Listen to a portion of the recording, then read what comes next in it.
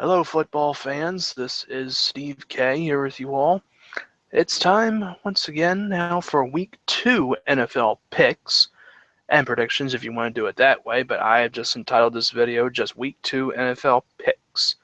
I apologize I did not do Week 1 because of a little situation, well, not really a situation. I take that back. I just was a little bit busy on, on Football Sunday. I had a flea market and sold some stuff. Just gotta get rid of some stuff, Can't have this stuff overflowing in your house and all that. You don't want to have it building up like that. Sometimes you gotta donate your stuff or all that stuff, or just get rid of it sometimes.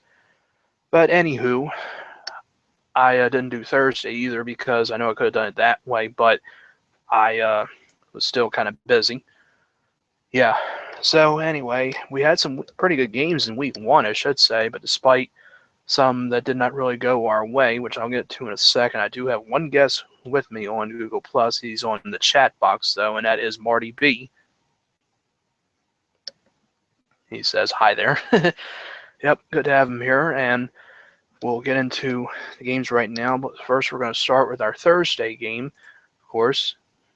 I know I was really looking forward to doing Week 1, but I apologize again for not doing that. I just was busy and stuff. But anyway, let's start. And of course, I'm doing this on NFL.com just to read them off and stuff. So here we go. But we do have a little bit of some breaking news on here that says, but it's not related to any of our teams or anything like that. It's related to the Houston Texans, and they're preparing to start Ryan Mallett over the quarterback Brian Hoyer for the Panthers on Sunday. We'll get to that game in a second, so that's just a little news as you get out of the way. So let's just get in with our games. So here we go. Our first game, Thursday Night Football, between the Denver Broncos and the Kansas City Chiefs.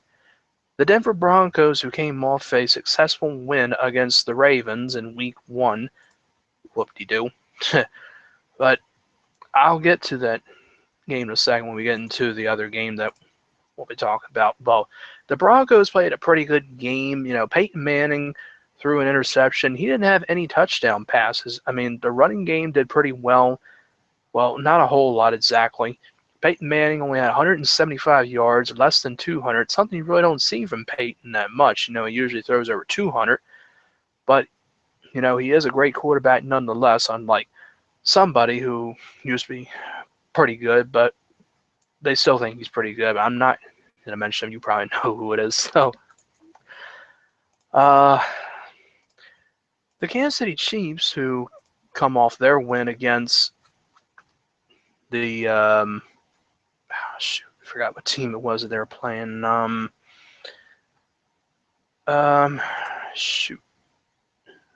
kind of forgot exactly who the Kansas City Chiefs were playing against. Let me just do it this way. Sorry about that, folks. Let me see. Hold on a sec.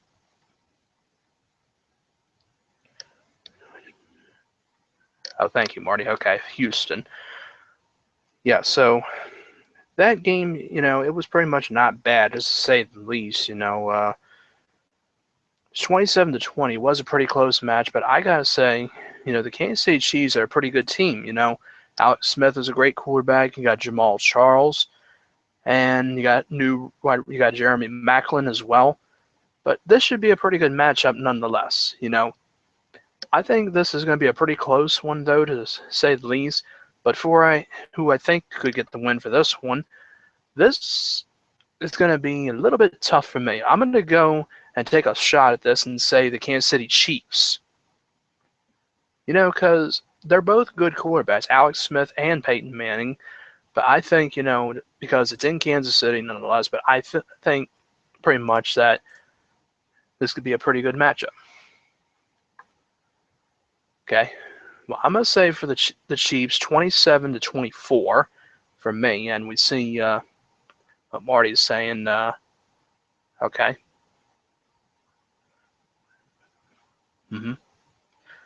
Defense remains formidable. Okay. Okay, so Marty's going with the Broncos, 24-21. Okay. It's a good score. Okay. Wrong page here. All right, here we go. Okay. So now we're done with that one. We'll move on to our next game. Our next game, where's the schedule? There it is. Our next game is the New England Patriots and the Buffalo Bills in Buffalo. The New England Patriots just come off their victory on Thursday Night Football against the Pittsburgh Steelers. I don't mean to say this, but I was kind of looking forward to maybe the Steelers getting the win over the Patriots just because of this whole situation thing that's been going on for a while with the Deflategate fiasco and all that.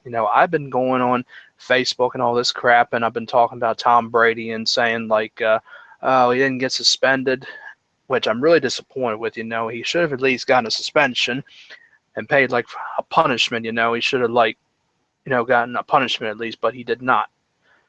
I don't know how they let him get away with that. I just saying that it was really not fair. But still, even though I was pulling for them, I thought just for sure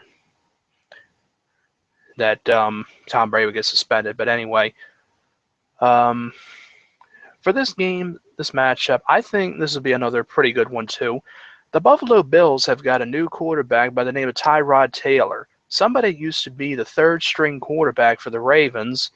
Or the second string, I think, for last season. Then he goes to free agents and he winds up going to the Buffalo Bills, and now he's their starting quarterback over E.J. Manuel and Matt Castle. And, of course, they have new running back Shady or LaShawn McCoy from the Eagles. They have Percy Harvin and new coach Rex Ryan, not to forget him as well. And I think, they played a pretty good game, the Buffalo Bills over the Indianapolis Colts. I think that was pretty much the shocker of the week. I think that they were all shocked, but a couple other games as well that were pretty shocking.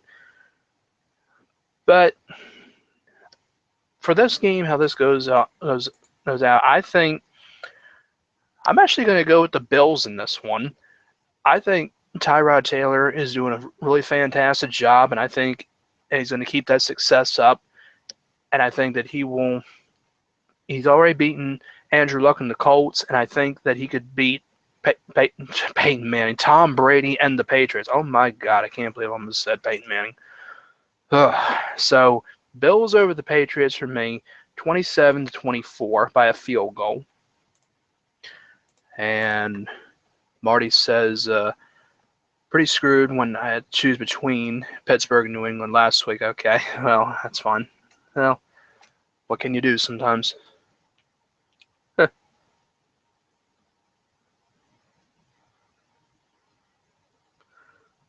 Shut down Andrew Luck and the Colts is no easy task. The Buffalo Bills managed to do just that. In Week 1, the Bills were in complete control of the game from start to finish. It's clear that Rex Ryan has made a huge difference to the mentality and confidence of this team. Buffalo had a good defense in 2014, but they look like they've taken it to another level this season. The Bills kept a lot of Colts offense. Will they do in Week 2 against Brady and the Pats? Probably not. Okay. So Buffalo, you say 27-24. Okay. It's pretty good. Okay. So our next game we'll move on to. This is between. Sorry about that. Okay, here we go. Next game is between the Houston Texans and the Carolina Panthers in Carolina. This is really not really one of the best matchups in my opinion. Cam Newton and his squad, they come off the loss against, well, actually they come off the win, against the Jacksonville Jaguars. Well, Jaguars, are just not really doing all of that, while the Houston Texans coming off the loss of the Chiefs, as we said. And now what I just said about Ryan Mallett, now being the quarterback position, we'll see how that goes for them. But with them starting him, I don't think it's going to work, though. I think the Panthers will get this. Cam Newton, I'm a big fan of the guy. He's a great player. Jonathan Stewart, running back as well, and Ted Ginn, great player too. Many, many more that are on the roster. So I think the Carolina Panthers in this over the Texans. Final score 23 to 17, I say.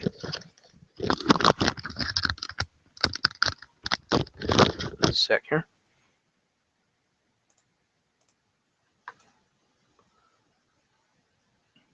We'll wait for Marty's prediction for the next game as soon.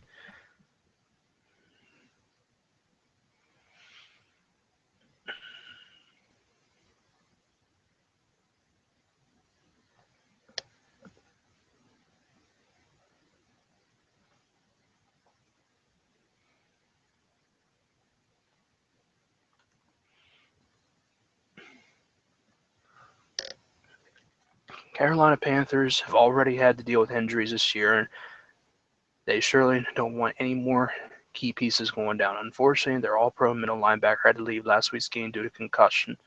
Right now, Hughley is going to the league's concussion protocol. It's possible that Hughley plays in week 2. By no means is a given. Panthers will have to wait and see. They have their best defense player in the matchup with the Texans. Oh, Texans. Okay, 21 to 14. Okay. All right. Next one is a battle in the Windy City, I should say, the Arizona Cardinals and the Chicago Bears. I did a video with A-Pizzle90, Alex Putnam, and J Van Dersjo, JVD, in which we went over our season picks and all that, and we were discussing the Chicago Bears about how they are and stuff, with their quarterback, Jay Cutler, who people are just not really a big fan of, while Carson Palmer of the Cardinals has been around a while and he knows what he's doing, and Larry Fitzgerald still doing a pretty good job as well, as he's been around pretty much a while. I'm not really a huge fan of the Bears that much the way they are now. I mean, Jay Cutler is so-so in my opinion, but they have lost a lot of players. Of course, I remember back in the days when they had Brian Urlacher, when he was a great defensive guy and a great player. And the Cardinals, I always remember when they had Kurt Warner in there and that backup Matt Leinart, pretty good player. But the Cardinals, they're playing pretty good. The Cardinals come off their win against the Saints, 31 to 19. I'm going to go with the Cardinals in this. I think they'll keep it up against the Bears just because, the Bears, like I said, are just not like they are. Yeah, so I'm going to go Arizona Cardinals. Final score 30 to 17.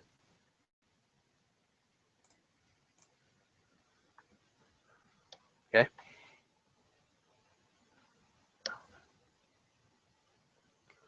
Wow, that's long. I'll just read a little bit through it.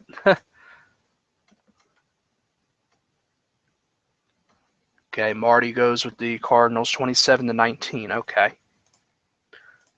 Good. For once I get somebody to go with the prediction that I go with. Well, let's move on. The next matchup is between the San Diego Chargers, or as Putnam said, the San Diego Superchargers, and the Cincinnati Bengals. The Chargers came back on a pretty good win against the Detroit Lions. Excuse me.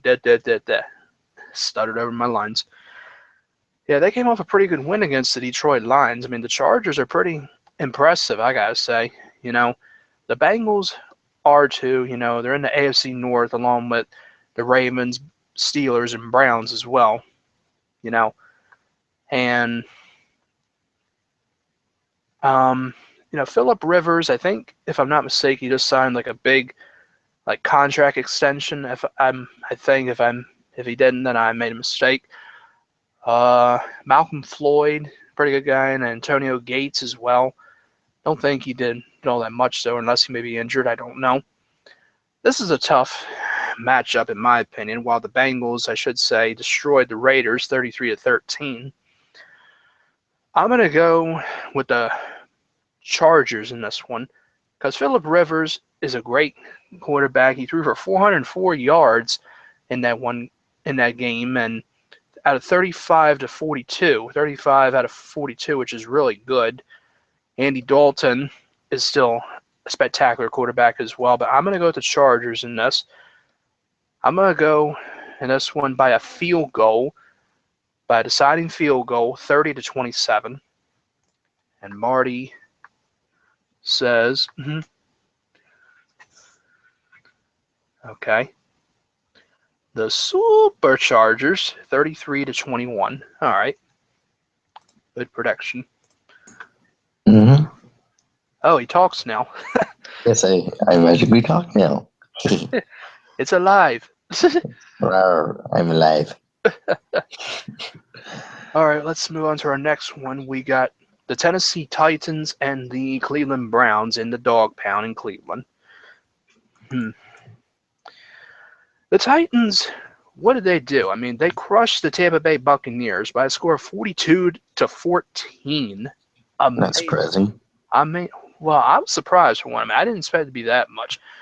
Marcus Mariota, the new quarterback, and Johnny Foosball for the Browns. Don't even know why they had to start him in there. I'm not the biggest fan of the guy, and why, because I just am not a big fan of him. Marcus Mariota throws 4 touchdowns and just lights up the other team while Manziel continues to suck, as always. For you Brown fans out there, if you heard that, it's just my opinion. Don't hate. Anyway, yeah, because the Jets picked up the win over them 31-10. For this one, I'm going to go with the Titans again. I think Mariota is going to keep it up, and he's still going to do a spectacular job. As I like him. I think he's pretty good. Can't stand Johnny Football, as I said, so I'm going to go with the Titans 30-18. That's a good prediction. I can't stand Johnny Football either. Saying that right now. Okay, let's see. Where's I lost my info here? Here we go. Mariota became the first rookie quarterback to throw 4 touchdowns in the first half of his first game as Tennessee routed Tampa Bay last Sunday. He finished 13 of 16 for 209 yards and scored 4 scores through the air. I know not 4 scores in 7 years ago. I'm happy for our team, but I am certainly more critical of the mistakes we made in the game, head coach Ken Winston-Hunt, whatever his name is, said. There were too many penalties. We put the ball on the ground twice. Defensively, we missed some tackles. There were a lot of things that we can do, that we can work on to get better. Special teams, I thought we had a couple of obvious bad kickoffs. We gave them too much return yards on punt return, where if they don't get a block in the back, it's a big punt return for them. Not one negative word about Mariota, and why not? The reigning Heisman Trophy winner compiled a perfect passer rate of 158.3 last week. And of course, Johnny Manziel is meant to start quarterback for Cleveland in week 2. After Josh McCown went down for a concussion, the team's opener against the Jets suck. McCown left in the first quarter, so Manziel already has plenty of in-game experience this season. 13 of 24 last week with 182 yards, 1 touchdown, 1 interception. The former Heisman Trophy winner also fumbled twice while trying to get us the scramble. So let's see, here it is. But here it is. The current Heisman Trophy winner will pretty much do better than the former. Titans win 24-14. Okay. Yes. All right. So now Yes. we'll move on to the next one. The next one is a battle between the Detroit Lions and the Minnesota Vikings. Second. Boy. All right. Well, the Detroit Lions, I will say this. They've got a new player on their team, somebody they took from us from a trade, and that is none other than Haloti Nada. I gotta say, I'm happy he's with a new team and stuff. That there is a saying you got to move on and stuff, but I don't really know like this if like he's gonna like stay away from the Ravens or if he may return to them. You never know, but the Lions are a great team with Matthew Stafford and other people as well. And last but not least, never forget Megatron, Calvin Johnson. But as I said about them losing to the Chargers, as they were doing pretty well as well, but the Minnesota Vikings on Monday Night Football wound up facing the San Francisco 49ers, if I'm not mistaken. Yeah, Yes, you are correct. just making sure. Don't like messing up. I mean, that Monday Night Football game, in my opinion, I didn't watch a whole lot of it. I didn't really care who won. It was Kaepernick and Bridgewater. I'm a fan of both of them. They're pretty good. And also the return of Adrian Peterson, first time in a while. But 49ers just played a better game. They beat them 20-3. And yeah, just Torrey Smith, another former player in his new home as well with them. But he did not bad. But for this game, this matchup between these two, I'm going to go with the Lions because the Vikings just look kind of lost, in my opinion, with them losing 20-3 like that.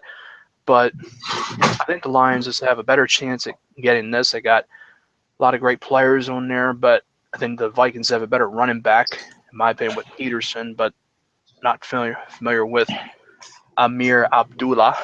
So I'm going to go with the Lions, and I'm going to go with the Lions in this one with a score of 27-20. Okay. And yes, the Vikings did look lost in the loss on Monday Night Football. The Vikings offense was supposed to be improved with the return of Adrian Pearson and the addition of Mike Wallace to the wide receiver corps. However, the offense looked anything but sharp. Peterson didn't even receive a carry on Minnesota's opening drive. When the Vikings did give Pearson some carries, he struggled to find any running room. This offensive line didn't seem to get any kind of push against San Francisco's stout defense. They gave up five what the heck? 5 sacks. Yeah, write that one down. And looked overpowered against the 49ers front line. Coach Mike Zimmer is hoping that his offensive line improves their play in this crucial game against the Lions. Adrian Pearson might be the best running back alive. Unfortunately, though, his offensive linemen haven't been creating much space. This Lions defense is extremely talented up front, and I think they get tons of penetration in the Vikings' backfield. Minnesota's success in the preseason simply hasn't carried over to the regular season. Detroit will not give up 400 yards in the passing game against Teddy Bridgewater and this offensive line. I think Detroit dominates the battle up front, manages to get an upset against their division rivals on the road. So Detroit wins by a final score of 21-14. 21-14. All right. Yep. Okay. So now we're just going to take a little trip now down to the old Mardi Gras, the Tampa Bay Buccaneers and the New Orleans Saints. Yeah, ha ha ha ha ha. Yeah, get it? Mardi Gras. Yeah. Anyways, Anyway, now, as I mentioned about the Buccaneers, with them getting their ass pretty much kicked by the Titans, I thought, again, it'd be a little bit of a closer game, but I was wrong. Drew Brees and the Saints. Drew Brees has been around a while, and he still has all the right stuff. He's still doing a spectacular job. And however, though they lost to the Cardinals 31-19, as I mentioned, but I think that the Saints will pretty much get a win back in this one because I think that the Buccaneers are just they just look lost in my opinion. But they have James Winston. I I haven't really paid a whole lot of attention to him in his college days or early days, but I just excuse me, gonna go with the Saints in this one. Final score, uh, let's go 30-17. All right, Tay. The first pass of James Winston's career went for a touchdown, a defensive touchdown. Winston threw a pick six in the Buccaneers' opening drive against the Titans last week. It was one of two interceptions that Winston had on the day. The Bucs' rookie quarterback was outplayed in every single way by his counterpart Marcus Mariota. The Buccaneers knew that there were some growing pains in Winston's first season, but this year is looking even gloomier than expected for the Tampa Bay Buccaneers. Meanwhile, the New Orleans Saints went 2-0 against the Buccaneers last year. However, Drew Brees struggled taking care of the ball in those games. Brees threw three interceptions against the Buccaneers in both of last year's games against Tampa Bay. The veteran quarterback has dealt with interception problems in the past, but Sean Payton's hoping this quarterback can put it behind him.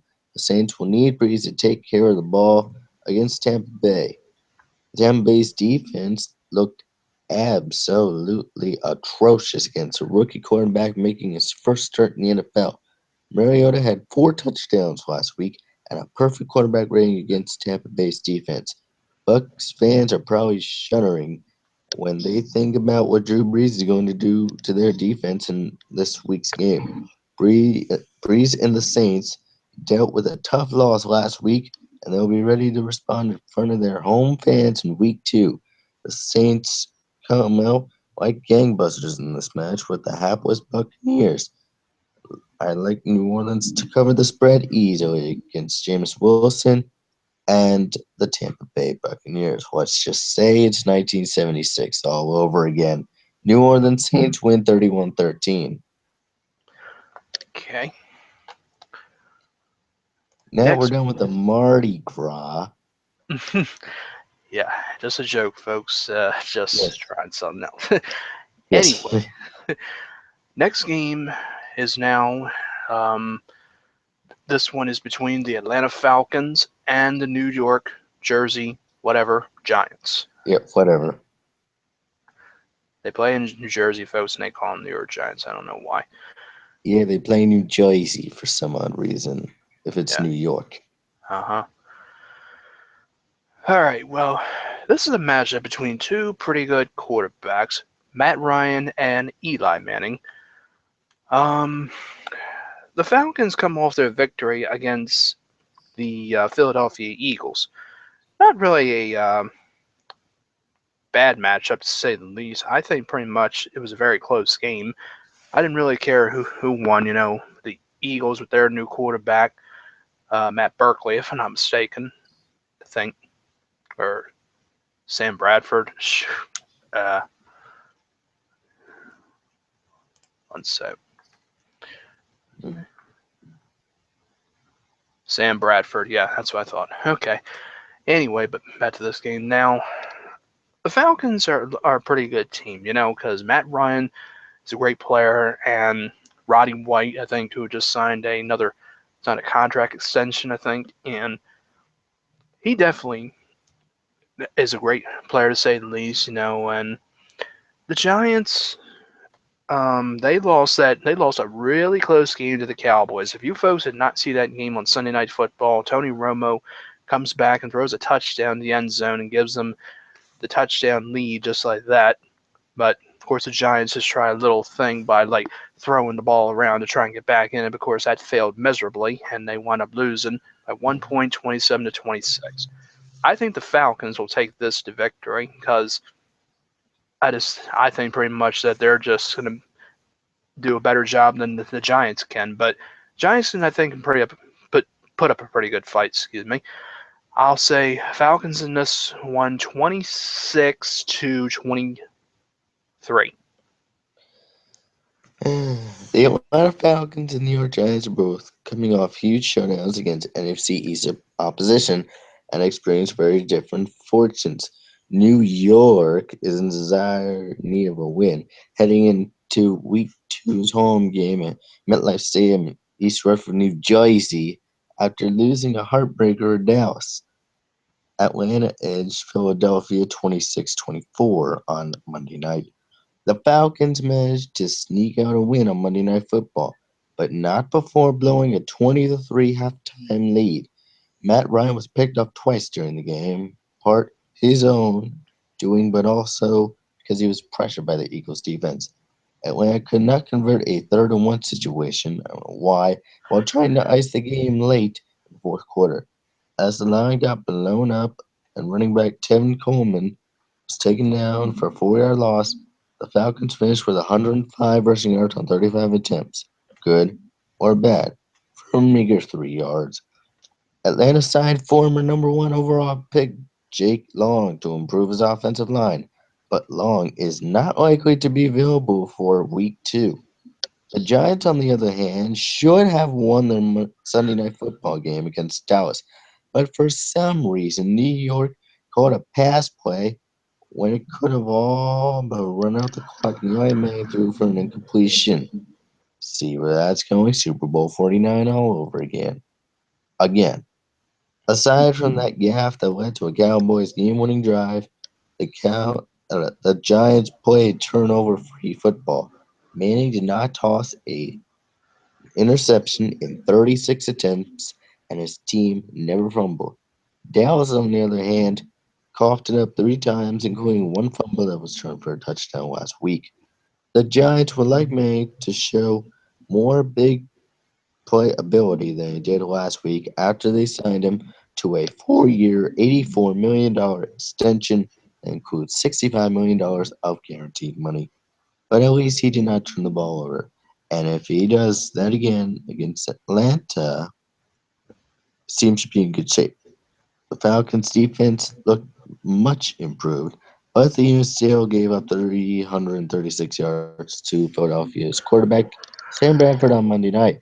With their offensive line still a question mark, Atlanta may not have quite as much fun in its second game against the NFC East. But I think that Atlanta will still come out with a win here. Falcons win 28-23. Okay. Next one is a battle between the San Francisco 49ers and the Pittsburgh Steelers in Pittsburgh. Whoopee. Indeed. We already discussed about the two teams, 49ers coming off their victory against the Vikings and the Steelers losing to the Patriots on Monday Night Football, not Monday Night Football, Thursday Night Football, excuse Thursday me. night football. My bad. I'm just going to get this out of the way quickly because I don't want to do this. I'm just going to go with the Steelers, unfortunately, because they're a rivalry in our AFC North and all that crap, but they Yep. just have the better advantage in winning, in my opinion. So give me the Steelers 27-17. I'm just going to make this brief as well. The Steelers are still without their two best offensive playmakers in Bell and Bryant, so I don't expect them to put big numbers against San Francisco's defense. The 49ers did a fantastic job of shutting down Adrian Peterson and the Minnesota Vikings on Monday Night Football. I think the 49ers defense steps up again in week two and keeps this explosive Steelers offense under wraps. 49ers will keep this one close and beat the spread in Pittsburgh in week two. 49ers win 20-17. Okay, interesting. Now we have the St. Louis Rams and the Washington Redskins. I'm just going to say this just from my perspective, in my opinion, Kirk Cousins is really not bad of a quarterback, but in my opinion, I think kind of give the ball to RG3, maybe. Just give him a shot. I mean, but I know some people just really don't care for him that much, and they think maybe he should be with another team like Houston or somewhere else and all that. But I mean, in my opinion, he's not all that bad of a quarterback. I mean, Kirk Cousins pretty much did an all right job, in my opinion. But the Rams, with their new quarterback Nick Foles coming off their probably shocking victory over the Seattle Seahawks. I mean, I thought pretty much the Seahawks run away with it, but the Rams just came back and took it away from them. So for this one, hmm, hmm, hmm.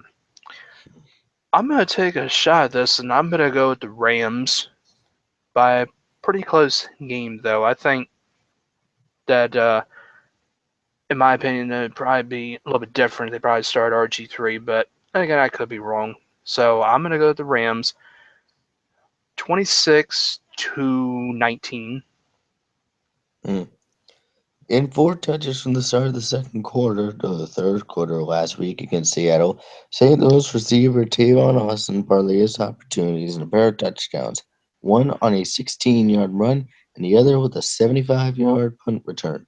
In all, however, Austin finished with a mere 8 touches in the forms of rushes, receptions, and returns.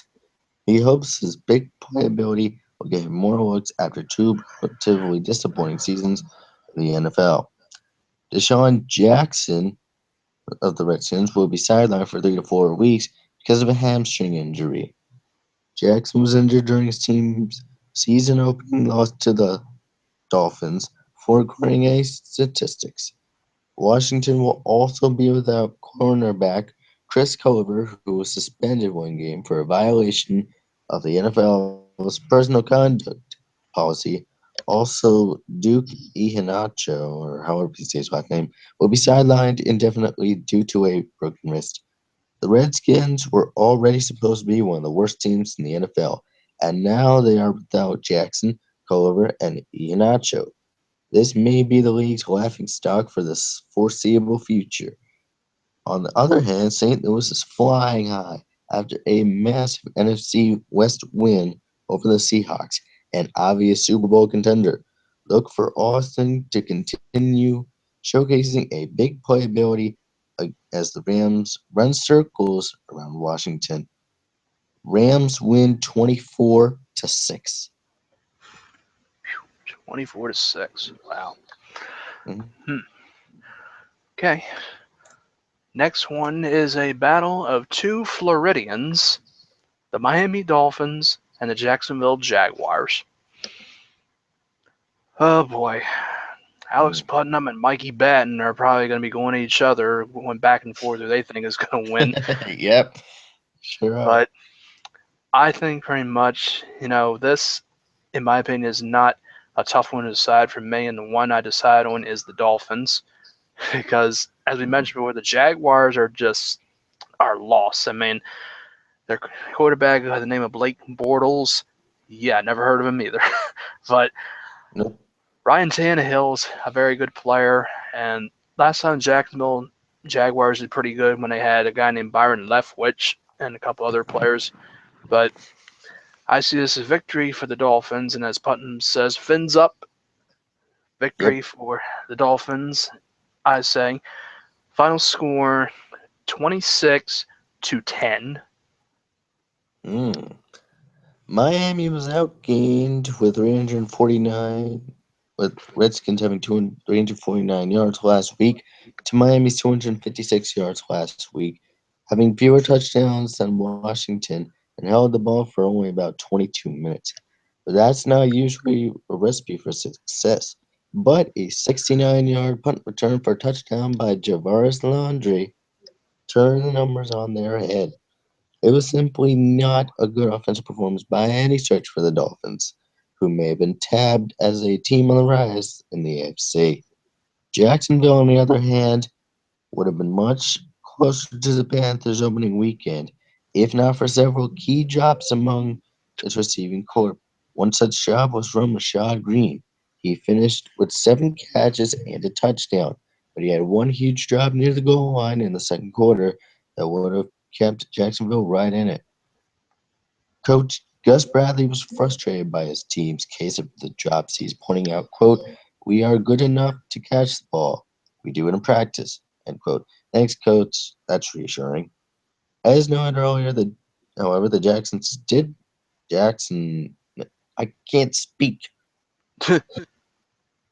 Welcome to the club. Yeah, yeah, yeah. Welcome to the club. Jaguars did play well on defense, Carolina scored just one offensive touchdown and had just 263 total yards. Jacksonville has to hang on to the ball and second-year quarterback, again, Blake Bortles, who looked about as shaky as a season ago in the opener, has to start to show at least some improvements. Those are both big ifs, however, especially against Dolphins defense unit that looked the part last week. With that said, Jacksonville is expected to get wide receiver Marquise Lee back after he missed the opener with an injury. If he goes, that's a huge new weapon at Bortles' disposal. Could he be the piece needed to get the Jacks offense finally under checks? Perhaps. And I will say this is going to be a really close one, but again, fins up. Dolphins win 26-20. Ooh. Okay, and now that just brings us down to this one: the Baltimore Ravens and the Oakland Raiders. Obvious. hmm Well, let me just say, for Joe Flacco and our company, Joe Flacco, in my opinion, against the Broncos looked lost. I mean, I have to admit it. I mean, he Mm, was struggling to find a lot of people open, but he managed to a little bit near the end. But unfortunately, he found the wrong guy in the end zone at the wrong time, which, yeah. in my opinion, was ridiculous. I mean, but Steve Smith takes the blame on himself because he admits when he missed that pass and he should have had it, but he kind of like took his eye off it or something he did. But don't blame yourself, man. I mean, it's just part of football, but it just happens Yep. sometimes. But you can always get him next time. But Yep. Peyton Manning has had pretty good records against us, and as far as I'm concerned, he has only one loss, as they showed it, including, like, well, the one loss, of course, came from the playoffs, I think, from Yep. 2013 when we had that upset. Yep. But, Peyton Manning is a great quarterback. I will admit it. He's definitely a future Hall of Famer right around with Brett Favre, Johnny Unitas, many others that played the game and have done a very successful job. But not only that for the Ravens, unfortunately, we have lost our linebacker, Terrell Suggs, to a torn Yes. Achilles tendon, which Yes. is a big loss for the Ravens Nation. But he wrote on his Twitter and just said, "Chin up, Ravens Nation. Just, don't worry about him. Just focus on what we have now." I mean, we got a lot of young people in there. We have Courtney Upshaw and a couple other people. But now I just Yep. heard we signed linebacker Jason Babin, if whatever it's pronounced, or Bobbin, something like that. A Something like veteran, that. yeah, veteran linebacker at the age of 35. In my opinion, I mean, it sounds like a good signing. I know who the guy is, but they were saying about rumors about signing Dwight Freeney. That guy is like 35 years old and has like over 100 career sacks. In my opinion, tell the guy to hang it up and just let it go. I mean, nothing really for him to do. We got young players Yep. on there that have a better shot at him. Mm-hmm. So, but we'll see how it goes, to say the least. But of course, Dennis Pitta's still not back yet with his injury. But what's his name? Crockett Gilmore out there looked pretty impressive to say the least. And C.J. Mosley getting a couple sacks on Manning, and Jimmy Yep. Smith with the interception for the touchdown, which is only the best play of the game, honestly, because, like I Yep. said, Flacco with those two INTs, which was really costly. I mean, the one was returned for a touchdown, and the other was the end of the game. But Yep. I think Flacco and company will do better in this one because the Raiders are just like the Jaguars. That last time they were pretty decent when they had a pretty good quarterback, like when they had Rich Gannon, which took them to the Super Bowl, as you know, and what's his name, a couple other players that played the game, and Darren McFadden, who was not bad, but he's not with them anymore. So I'll go with the Ravens in this. I don't think it's going to be that close, though. I think pretty much we might open up on this one and just probably unleash. I'm going to say 26-16. Mm. Baltimore wasted no time signing a replacement for Terrell Suggs. as the team brought in veteran linebacker Jason Babin on Tuesday with a 1-year contract. Babin, 35, got the nod of some other contenders from the Ravens to look at such as Sean Phillips and Dwight Freeney. He recorded two sacks last year as a situational pass rusher for the Jets. Babin made 64 and a half total sacks during stints with 7 teams throughout his stellar NFL career. Raiders rookie receiver and number 4 overall pick Amari Cooper made headlines last week for only for getting into a scuffle with Cincinnati's Adam Jones. But Cooper did not do much on the field. The former Alabama star made 5 catches for 47 yards on 9 targets while dropping 1 ball and committing a pass interference call that was declined. That implies that he is not there yet, and neither is anyone else on the Raiders. At least, nobody else was good on the offensive line on the ball last week. Oakland finished with a mere 183 passing yards and 63 rushing yards in its loss to the Bengals. Derek Carr left in the first half with a hand injury and is questionable for Sunday's game against our Ravens.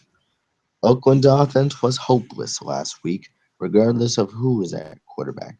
The team scored only 13 points, and all 13 came in a meaningless fourth quarter. Sounded like Carr probably won't play next week. If he does, he almost certain he will not be 100%. McLaurin, backup, is unproven at best. This is unlikely to be the game which Cooper's career really gets off the ground, and may not be necessarily be his own fault with his team's quarterback situation. Even without Suggs, Baltimore's defense should still dominate. Go with the Ravens and also consider the under. Baltimore wins 24-10. Okay. And the next one is between the Dallas Cowboys and the Philadelphia Eagles. Battle between these two teams, Tony Romo and Sam Bradford. As we already mentioned about them before, Cowboys look pretty good, and the Eagles as well. Um, DeMarco Murray plays against his former team, the Cowboys, for the first time since being acquired, and Cowboys with new running back Darren McFadden as well in the roster, and now with the other news, losing wide receiver. Oh hell, I forgot his name.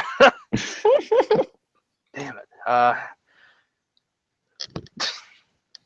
you serious? Okay. Hmm. Shoot. One sec, folks. Hmm.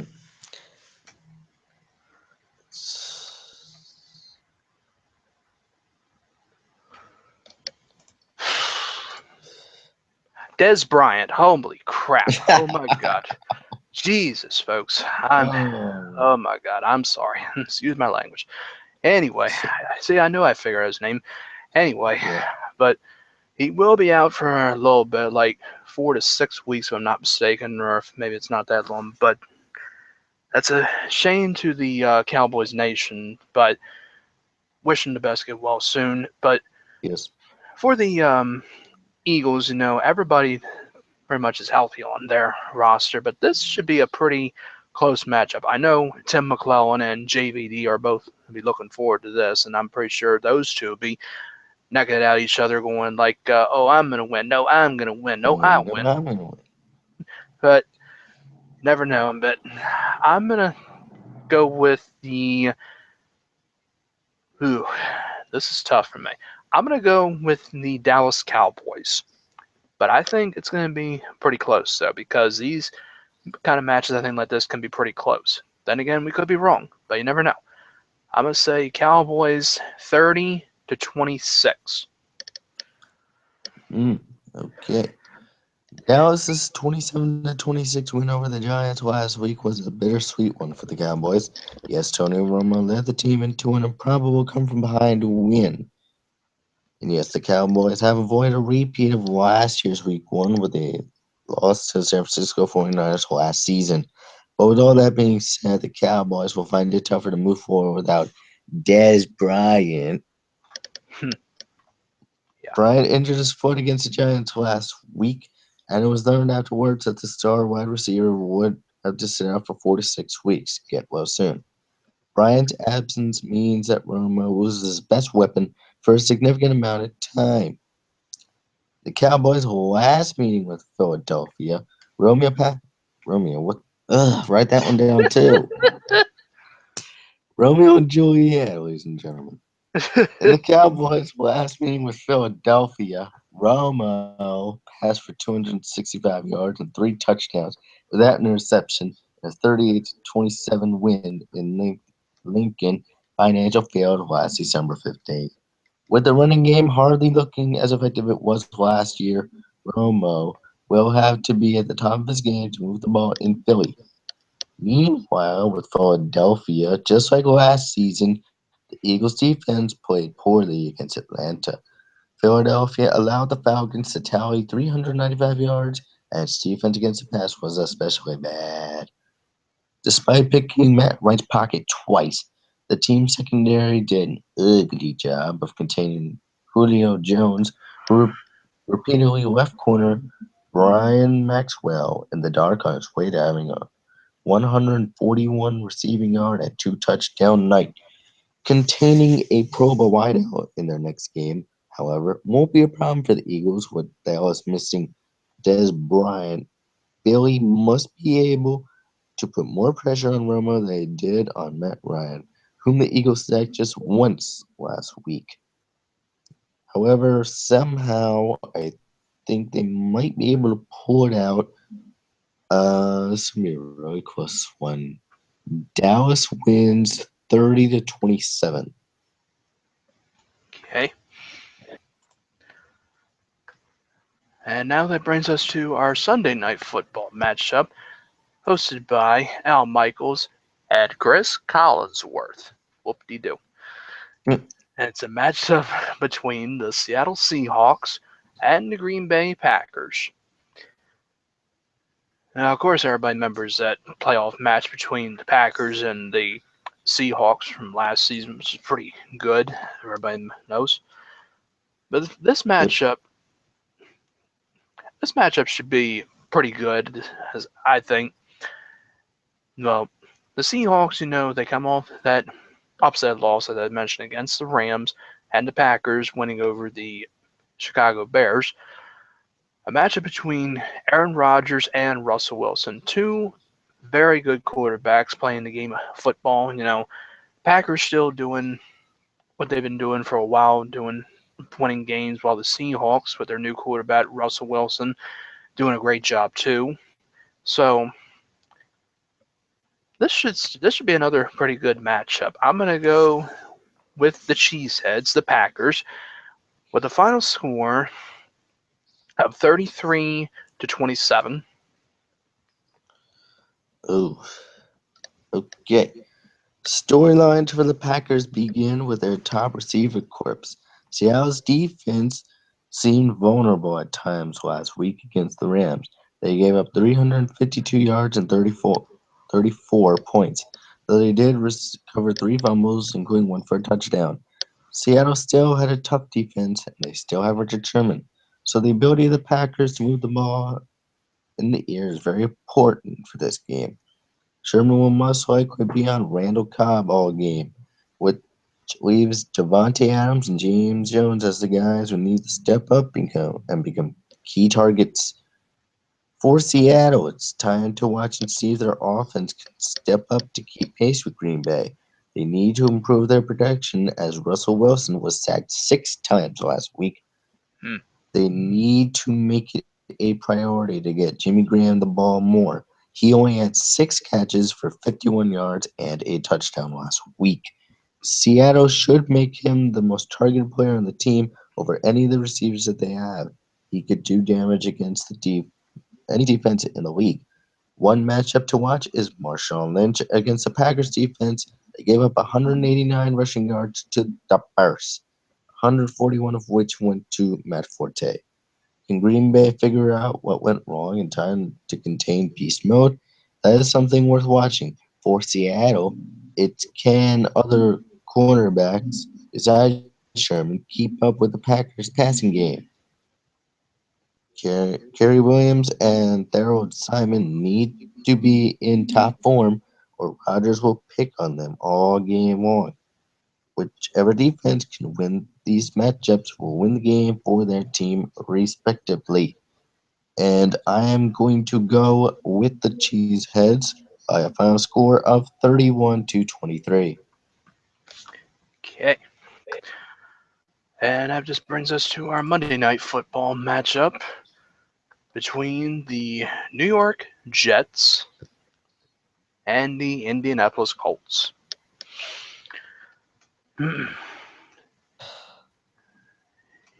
Well, just to say the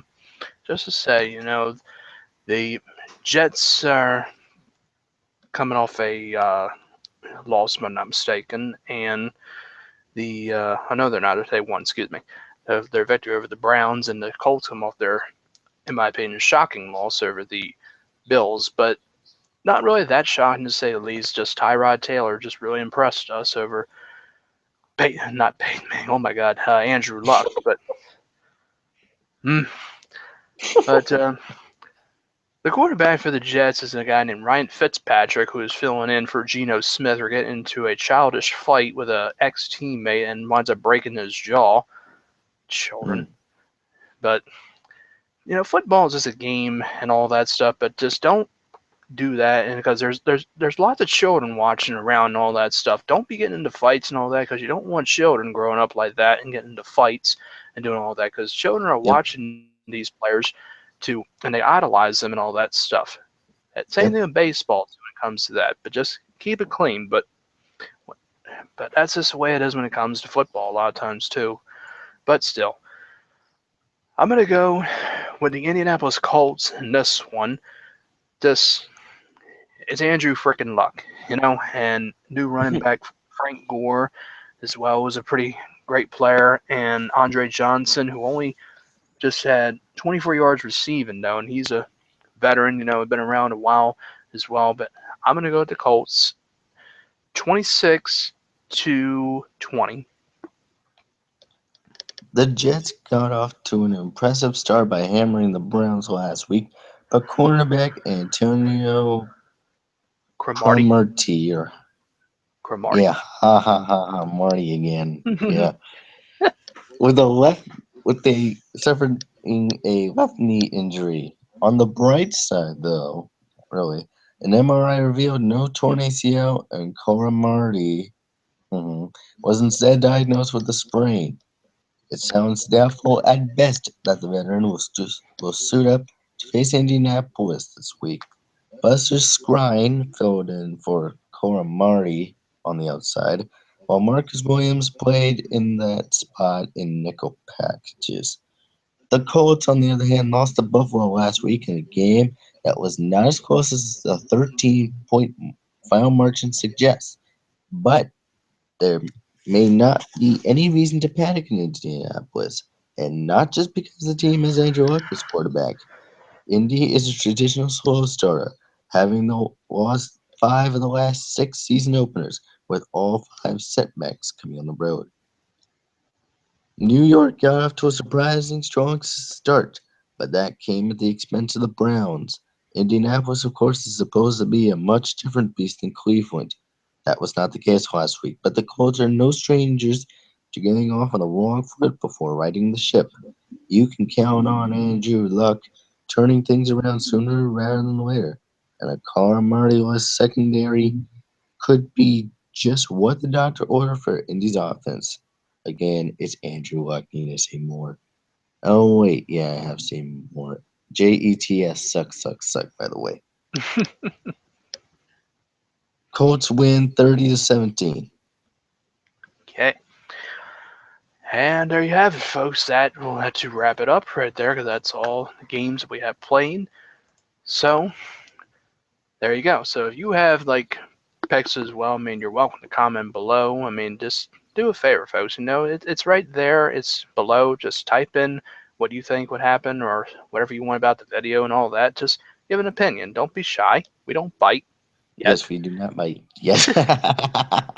Yeah. So so that'll have to do it here. I'd like to thank my good friend and Maryland native Marty for joining me as always. As always. Yep. So enjoy the games, and if you have a prediction as well, feel free to tell us. So feel free Mhm. to give this video a like if you want, and subscribe please as well, because it's not a bad thing. It's a good thing. So Mhm. you all enjoy your day and take care, and I will see you all later. You all take care.